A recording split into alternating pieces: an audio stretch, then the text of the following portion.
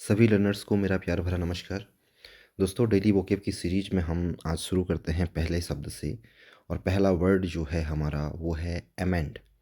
AMEND। Amend amend एक verb होती है और इसका मतलब हिंदी में होता है संशोधन करना या सुधारना, जिसको हम जनरली मॉडिफाई कहते हैं। एमेंड करना वर्ब है, संशोधन करना इसका हिंदी हो गया, सुधारना मॉडिफाई। सिनोनिम की अगर बात कर लूँ तो इसके सिनोनिम्स में आ जाता है रिवाइज या अल्टर। अल्टर माने बदलना, चेंज करना। ठीक है, एक और अल्टर होता है, यहीं पे आपको समझा देते हैं। एक अल्टर और होता है ALTAR। तो ये अल्टर बोलते हैं पूजा की वेदी। जो पूजा की वेदी होती है या जिसको हम वेदिका भी बोलते हैं, उसको क्या बोलते हैं? अल्टर। ALTAR। उसमें ए होता है और यहाँ पे ई होता है। यही माइन्यूट सा स्पेलिंग में एक चेंज देखने को मिलता है इनमें। ठीक है, तो आई होप आप इस वर्ड को भी याद रखेंगे। तो इसके सिनोनिम की अगर बात कर दी जाए एमेंड के, तो उसमें रिवाइज और अल्टर है। एंटोनिम्स की अगर बात करूँ तो मेंटेन इसका एंटोनिम होता है। अब चलते हैं एग्जाम्पल की तरफ। The government decided to amend the existing law. यानी कि सरकार ने मौजूदा कानून में संशोधन करने का निर्णय लिया। ठीक है, तो एक बार फिर से इस वर्ड को देख लेते हैं। अमेंड पार्ट्स ऑफ स्पीच की अगर बात करूं तो ये वर्ब है। संशोधन करना, सुधारना इसका हिंदी मीनिंग होता है। सिनोनिम की बात कर दी जाए तो मॉडिफाई, रिवाइज, अल्टर। एंटोनिम की बात कर दूं तो एंटोनिम इसका होगा maintain. Example, the government decided to amend the existing law. सरकार ने मौजूदा कानून में संशोधन करने का निर्णय लिया। नेक्स्ट वर्ड की तरफ मूव ऑन करते हैं और नेक्स्ट वर्ड है बेनीवोलेंट। Next word बेनीवोलेंट। बेनीवोलेंट का मतलब होता है उदार या दयालु। पार्ट्स ऑफ स्पीच की अगर बात कर दी जाए तो यह एक एडजेक्टिव होता है। बेनीवोलेंट उदार, दयालु, पार्ट्स ऑफ स्पीच एडजेक्टिव है। और जनरली हम इसको कहते हैं काइंड। ठीक है, अदर सिनोनिम की बात करूं तो एक बड़ा ही प्यारा वर्ड है चैरिटेबल। चैरिटेबल एक वर्ड है और चैरिटेबल के साथ जेनरस दूसरा वर्ड है। एंटोनिम्स की अगर बात कर दूं तो एंटोनिम्स में इसका आ जाएगा क्रूएल। क्या आ जाएगा? क्रूएल। और एग्जाम्पल की अगर बात कर लेते हैं तो एग्जाम्पल में हम देखते हैं the benevolent women helped many poor families. उस दयालु महिला ने कई गरीब परिवारों की मदद की। तो आपने देखा वर्ड था बेनीवोलेंट। बेनीवोलेंट अगर पार्ट्स ऑफ स्पीच की बात कर ली जाए तो यह एक एडजेक्टिव होता है। दयालु या उदार इसका हिंदी मीनिंग होता है और इसको हम अंग्रेजी में अमूमन काइंड कहते हैं। सिनोनिम्स की अगर बात कर दूं तो चैरिटेबल, जेनरस, काइंड। एंटोनिम इसका होगा cruel. Example, the benevolent women helped many poor families. उस दयालु महिला ने कई गरीब परिवारों की मदद की। आगे बढ़ते हैं और नेक्स्ट वर्ड की तरफ चलते हैं। नेक्स्ट वर्ड है कंजर्व। कंजर्व एक वर्ब होती है पार्ट्स ऑफ स्पीच की अगर बात कर ली जाए और इसका मतलब होता है संरक्षण करना या बचाना। प्रिजर्व हम जिसको कहते हैं। तो आपको याद रखना है conserve parts of speech verb, संरक्षण करना, बचाना इसको हिंदी में कहते हैं और प्रिजर्व इसका एक मीनिंग अंग्रेजी में हमको देखने को मिलता है। अदर सिनोनिम्स की अगर मैं बात कर लूँ तो इसके सिनोनिम्स में आ जाएगा प्रोटेक्ट या सेव। एंटोनिम्स की अगर बात कर दी जाए तो इसका एंटोनिम हो जाएगा वेस्ट। एग्जाम्पल पे चलते हैं। We must conserve water for the future. आज के टाइम की बहुत बड़ी ज़रूरत है कि हमें भविष्य के लिए पानी का संरक्षण करना चाहिए, पानी को बचाना चाहिए।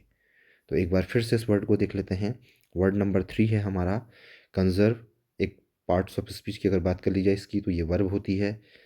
संरक्षण करना, बचाना इसका हिंदी मतलब हुआ। प्रिजर्व हम इसको अंग्रेजी के मीनिंग के तौर पे यूज़ करते हैं। सिनोनिम्स की अगर बात कर दी जाए तो प्रोटेक्ट, सेव। एंटोनिम की अगर बात करें तो वेस्ट। और एग्जाम्पल की अगर बात कर दी जाए तो we must conserve water for the future, यानी कि हमें भविष्य के लिए पानी का संरक्षण करना चाहिए। आगे बढ़ते हैं और नेक्स्ट वर्ड की तरफ चलते हैं। नेक्स्ट वर्ड है डेटर। डेटर अगर बात कर ली जाए इसके पार्ट्स ऑफ स्पीच की तो यह एक वर्ब होती है जिसका मतलब होता है रोकना या किसी को हतोत्साहित करना। ठीक है, जैसे हम एक वर्ड यूज़ करते हैं अंग्रेजी में एंकरेज, तो उसका जस्ट ऑपोजिट हो जाएगा डिस्करेज। ठीक है, तो यहाँ पे आप देख रहे होंगे इसका जो मीनिंग है वो डिस्करेज लिखा है यहाँ पे। डेटर, डेटर माने रोकना या हतोत्साहित करना, जिसको हम अंग्रेजी में अमूमन कहते हैं डिस्करेज करना। सिनोनिम की अगर बात कर दूँ तो सिनोनिम का मतलब होता है प्रिवेंट या हिंडर। और एंटोनिम्स की अगर बात कर दी जाए तो एंटोनिम्स में इसका हो जाएगा एंकरेज। एग्जाम्पल की बात कर लेते हैं, स्ट्रिक्ट लॉज डेटर क्राइम, मतलब सख्त कानून अपराध को रोकते हैं। एक बार फिर से इस वर्ड को देख लेते हैं, डेटर। डेटर एक वर्ब है, पार्ट्स ऑफ स्पीच की अगर मैं बात करूँ इसकी हिंदी मीनिंग होगा इसका रोकना या हतोत्साहित करना, जिसको हम अंग्रेजी में कहते हैं डिस्करेज। सिनोनिम्स की अगर मैं बात करूँ तो इसके सिनोनिम्स में आ जाएगा आपका प्रिवेंट, हिंडर। एंटोनिम्स की अगर बात करूँ तो एंटोनिम्स में इसका आ जाएगा एंकरेज। एग्जाम्पल की अगर बात कर दी जाए तो स्ट्रिक्ट लॉज डेटर क्राइम, ठीक है, यानी कि सख्त कानून अपराध को रोकते हैं। आगे बढ़ते हैं और नेक्स्ट वर्ड पर चलते हैं। नेक्स्ट वर्ड है साथियों एक्सटेंसिव। एक्सटेंसिव का मतलब होता है व्यापक या विशाल, और अगर इसके पार्ट्स ऑफ स्पीच की बात कर ली जाए तो यह होता है एक एडजेक्टिव। ठीक है, अब देखिएगा इसके सिनोनिम्स की बात कर लेते हैं। तो सबसे पहले तो हम इसको एक्सटेंसिव को कह सकते हैं इंग्लिश में वाइड, दूसरा ब्रॉड या फिर लार्ज। तो आपने इसके सिनोनिम्स के तौर पे याद रखना है ब्रॉड, लार्ज और वाइड को। एंटोनिम की अगर बात कर दूं तो इसका एंटोनिम हो जाएगा लिमिटेड। ठीक है, लिमिटेड का मतलब सीमित, जो ज़्यादा फैला हुआ ना हो। एग्जाम्पल की तरफ चलते हैं और इसका यूज़ हम सेंटेंस में कैसे करेंगे आइए देखते हैं। The flood caused extensive damage in the area, यानी कि बाढ़ ने क्षेत्र में व्यापक क्षति पहुंचाई, यानी कि बड़ी मात्रा में बाढ़ से क्षति हुई है। एक बार पुनः इस वर्ड को देख लेते हैं। आज का जो वर्ड नंबर 5 है वो है एक्सटेंसिव। एक्सटेंसिव का मतलब होता है व्यापक, विशाल। पार्ट्स ऑफ स्पीच की अगर बात करूँ तो यह एक एडजेक्टिव है और इसका अंग्रेजी में मीनिंग होता है वाइड। सिनोनिम्स की अगर बात कर दी जाए तो यह होता है ब्रॉड या लार्ज। एंटोनिम की अगर बात कर दूँ तो लिमिटेड को बोलते हैं लिमिटेड, इसका एंटोनिम हो जाएगा लिमिटेड यानी कि सीमित, कंट्रोल्ड जिसको हम कह सकते हैं। एग्जाम्पल की बात कर लेते हैं, the flood caused extensive damage in the area, यानी कि बाढ़ ने क्षेत्र में व्यापक क्षति पहुंचाई। आगे बढ़ते हैं और नेक्स्ट वर्ड पर चलते हैं। नेक्स्ट वर्ड है फ्लॉ। फ्लॉ यानी कि त्रुटि या कमी। ठीक है, पार्ट्स ऑफ स्पीच की अगर बात करूं तो यह वर्ड एक नाउन है जिसका अंग्रेजी मीनिंग होता है डिफेक्ट। सिनोनिम्स की अगर बात कर दी जाए तो उसके सिनोनिम्स में आ जाएगा फॉल्ट या एरर। एंटोनिम की अगर बात कर दी जाए तो इसका एंटोनिम हो जाएगा परफेक्शन। ठीक है, एग्जाम्पल पे चलते हैं। तो एग्जाम्पल होगा इसका, every system has at least one flow. ठीक है, इसको फ्लो नहीं पढ़ेंगे, सॉरी गलती हो गई मेरे से बोलने में, इसको पढ़ेंगे फ्लॉ। ठीक है, हर प्रणाली में कम से कम एक त्रुटि होती है। एक बार फिर से इस वर्ड को देख लेते हैं। वर्ड है आज का 6वें नंबर का वर्ड है वो है फ्लॉ। फ्लॉ नाउन हो, पार्ट्स ऑफ स्पीच इसका नाउन है, त्रुटि या कमी इसका हिंदी मीनिंग होता है, और इसको हम अंग्रेजी में कह सकते हैं डिफेक्ट। ठीक है, सिनोनिम्स की अगर बात कर दी जाए तो इसके सिनोनिम्स में आ जाएगा फॉल्ट और एरर। मिस्टेक भी इसको हम कह सकते हैं। एंटोनिम्स की अगर बात करते हैं तो इसका एंटोनिम्स में हो जाएगा perfection. Example, every system has at least one flaw, हर प्रणाली में कम से कम एक त्रुटि होती है। एक वर्ड और होता है जिससे आप कंफ्यूज हो सकते हैं। एक तो ये वर्ड है FLAW, इसको आप पढ़ेंगे फ्ला, और एक वर्ड होता है फ्लो, इसको पढ़ेंगे आप फ्लो। फ्लो का मतलब होता है बहाव। ठीक है, जैसे आपने कहा रिवर का वाटर का फ्लो देखो, उसका बहाव देखो। ठीक है, तो इसमें कंफ्यूज नहीं होना, एक में ए है और एक में ओ है, स्पेलिंग में भी थोड़ा सा चेंज है और यही अमूमन हम गलती लिखते हुए कर देते हैं। नेक्स्ट वर्ड की तरफ चलते हैं और नेक्स्ट वर्ड पे बात करते हैं।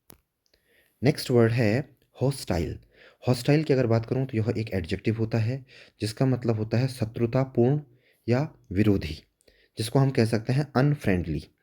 ठीक है, सिनोनिम्स की अगर बात करूं तो सिनोनिम्स में इसका आ जाएगा एग्रेसिव या एंटागोनिस्टिक। ठीक है, एंटोनिम, इसका एंटोनिम हो जाएगा फ्रेंडली। एग्जाम्पल पे चलते हैं, the environment turn hostile during the debate, यानी कि इसका मतलब ये हुआ कि बहस के दौरान माहौल शत्रुतापूर्ण हो गया। यहाँ पर हो गया लिखा है, इसको आप हो गया कर दीजिए।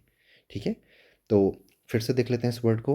हॉस्टाइल एडजेक्टिव है, मीनिंग होता है इसका हिंदी में शत्रुतापूर्ण या विरोधी, जिसको हम अंग्रेजी में कह सकते हैं अनफ्रेंडली। सिनोनिम्स की अगर बात करूँ तो एग्रेसिव, एंटागोनिस्टिक, ठीक है, और एंटोनिम्स की अगर बात कर दी जाए तो फ्रेंडली। एग्जाम्पल पे चलते हैं। The environment turn hostile during the debate, यानी कि बहस के दौरान माहौल शत्रुतापूर्ण हो गया। ठीक है, नेक्स्ट वर्ड की तरफ चलते हैं। नेक्स्ट वर्ड है इनइविटेबल। इनइविटेबल एक एडजेक्टिव है जिसका मतलब होता है अनिवार्य या टाल ना सकने योग्य, जिसको हम कह सकते हैं अनअवॉइडेबल। ठीक है, सिनोनिम्स की बात कर लेते हैं तो उसके सिनोनिम्स में आ जाएगा आपका सर्टेन या डेस्टाइंड। एंटोनिम होगा इसका अवॉइडेबल। एग्जाम्पल की बात कर लेते हैं। Death is an inevitable part of life, यानी कि मृत्यु जीवन का अनिवार्य हिस्सा है। एक बार फिर से बात कर लेते हैं वर्ड नंबर 8 की। आज का जो 8वां शब्द है वो है इनइविटेबल। एक एडजेक्टिव होता है जिसका मतलब होता है अनिवार्य, टाल ना सकने योग्य। इंग्लिश में इसको बोल सकते हैं हम अनअवॉइडेबल। सिनोनिम की अगर बात करूं तो सिनोनिम हो जाएगा आपका सर्टेन या डेस्टाइंड। एंटोनिम्स की अगर बात कर दी जाए तो avoidable. Example, death is an inevitable part of life, यानी कि मृत्यु जीवन का अनिवार्य हिस्सा है।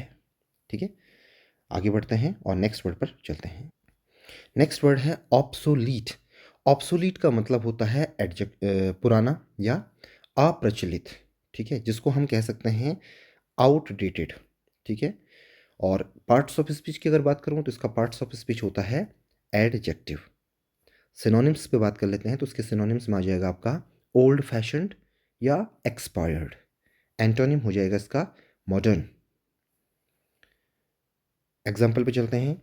Many technologies become obsolete quickly, यानी कि कई तकनीकें जल्दी ही अप्रचलित हो जाती हैं। एक बार फिर से इस वर्ड को देख लेते हैं। वर्ड नंबर 9 है ऑब्सोलीट। पार्ट्स ऑफ स्पीच की अगर बात करूं तो यह एक एडजेक्टिव होता है। हिंदी मीनिंग की बात कर दी जाए इसकी तो पुराना या अप्रचलित, जिसको हम आउटडेटेड अंग्रेजी में कहते हैं। सिनोनिम्स की अगर इसकी बात कर दी जाए तो वो हो जाएगा ओल्ड फैशन्ड या एक्सपायर्ड। एंटोनिम्स की अगर बात कर दी जाए तो उसके एंटोनिम में आ जाएगा मॉडर्न। एग्जाम्पल की बात कर लेते हैं। Many technologies become obsolete quickly, यानी कि कई तकनीकें जल्दी ही अप्रचलित हो जाती हैं। आगे बढ़ते हैं और नेक्स्ट वर्ड पर चलते हैं। नेक्स्ट वर्ड है रिटेन। रिटेन एक वर्ब होती है जिसका मतलब होता है बनाए रखना या सुरक्षित रखना, जिसको हम अंग्रेजी में जनरली एक वर्ड कहते हैं कीप। सिनोनिम्स की बात कर ली जाए तो इसके सिनोनिम्स में आ जाएगा आपका प्रिजर्व या होल्ड। एंटोनिम्स की बात कर लेते हैं तो इसका एंटोनिम हो जाएगा रिलीज। एग्जाम्पल पे चलते हैं और एग्जाम्पल पे बात करते हैं। It is difficult to retain information without revision. ठीक है, बड़ी अच्छी बात यहाँ पे कही गई है कि पुनरावृत्ति के बिना जानकारी को बनाए रखना कठिन है। ठीक है, एक बार फिर से इस वर्ड को देख लेते हैं। वर्ड नंबर 10 और आज का लास्ट आखिरी वर्ड है वो है retain. Retain parts of speech की अगर बात करूँ तो यह एक वर्ब होती है जिसका मतलब हिंदी में होता है बनाए रखना या सुरक्षित रखना। अंग्रेजी में हम इसको अमूमन कहते हैं कीप। सिनोनिम्स की बात कर लेते हैं तो उसके सिनोनिम में आ जाएगा आपका प्रिजर्व या होल्ड। एंटोनिम की बात करूं तो एंटोनिम हो जाएगा इसका रिलीज। एग्जाम्पल की बात कर दी जाए तो it is difficult to retain information without revision, यानी कि पुनरावृत्ति के बिना जानकारी को बनाए रखना कठिन है। तो आज की क्लास में इतना ही। आपको अगर क्लासेस अच्छी लग रही हैं तो please do like, share, subscribe and comment जरूर कीजिए कि आपको ये वर्ड्स कैसे लग रहे हैं। And most important thing, please her word को अपनी कॉपी में लिखें और लिखने के बाद इसको याद करें। Thank you.